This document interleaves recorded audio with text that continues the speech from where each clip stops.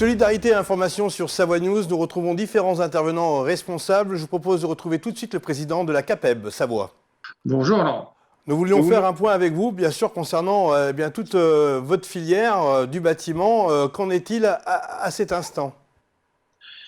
Eh bien, la CAPEB Savoie, donc je la représente, et ce matin, nous avons décidé d'informer nos adhérents qu'il faut rester chez soi à partir de 12 heures, puisque l'emploi des salariés sur les chantiers pose un problème avec les règles sanitaires.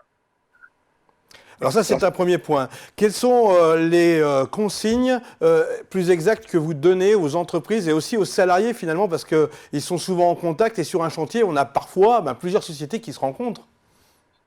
Voilà, déjà, d'une part, informer les salariés qu'ils ont des règles sanitaires à respecter, c'est-à-dire se tenir à 1 mètre de distance et d'être protégés par des gants jetables, de ne pas s'approcher, de ne pas se toucher et éviter la coactivité et éventuellement d'avoir des masques. Et aujourd'hui, le problème qu'on rencontre, c'est pour ça qu'on demande à nos adhérents de stopper l'activité aujourd'hui et ce jusqu'au 30 mars, suivant l'évolution de cette épidémie, c'est qu'on ne peut pas être équipé de masques de protection, on ne peut pas être équipé de gants jetables, puisqu'il y a des ruptures, et nous n'avons pas forcément du gel hydroalcoolique sur les chantiers.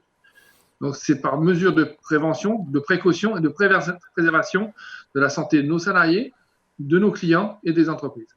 Donc vous préconisez donc de rester, je dirais, sans activité pour l'instant, tant qu'on n'est pas fourni en matériel, on l'a bien compris. Et puis il y a aussi un autre aspect, il y a l'aspect famille, j'imagine, puisque il faut penser aussi à ces employés qui se retrouvent avec leurs femmes et leurs enfants le soir. Voilà, il faut surtout faire attention, il y a des mesures qui sont à disposition, notamment nos salariés qui ont des enfants, puisque les écoles, les crèches et les lycées et collèges sont fermés. Ils ont la possibilité de prendre un congé maladie, de le faire eux-mêmes en déclaration sur amélie.fr. Donc, ils ont à cette disposition. On peut aussi, dans le bâtiment, solder les congés payés. Et puis, surtout, préserver pas d'échange de population, pas de contact avec d'autres pour éviter cette propagation. On termine bien sûr avec les moyens qu'on a mis en place à la CAPEB pour l'ensemble des entreprises.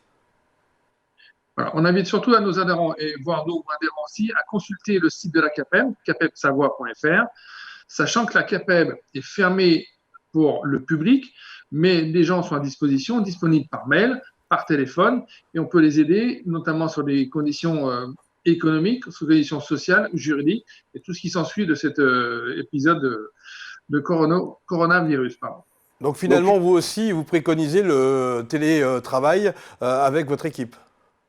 Voilà, l'équipe administrative est en télétravail, aucun contact physique, et par contre, on est toujours disponible pour les aider, pour les suivre, pour mettre en place le chômage partiel et toutes les mesures qui seront aussi dispensées pour les travailleurs indépendants.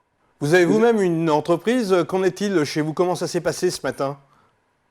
Eh bien, après mûre réflexion et après le discours de notre président Macron, nous avons décidé que ce matin, nous sommes restés à l'entrepôt pour remettre les choses en ordre, tout nettoyer et tout ranger, désinfecter. Et j'ai demandé à mes compagnons qui restent chez eux, confinés jusqu'au 30 mars, suivant l'évolution. Et les mesures seront prises soit pour mettre en place des congés s'il y en a à solder ou du chômage partiel. Bon, Christophe, petit clin d'œil pour sourire un petit peu. Je vois que vous aimez bien le rugby. Il y a un ballon qui traîne derrière votre bureau. Ça ne dit rien. Nous soutenons effectivement des activités sportives, mais malheureusement, elles sont en suspens également aussi pour une période indéterminée. Merci beaucoup, Christophe Gonard. À très bientôt sur Savoie News.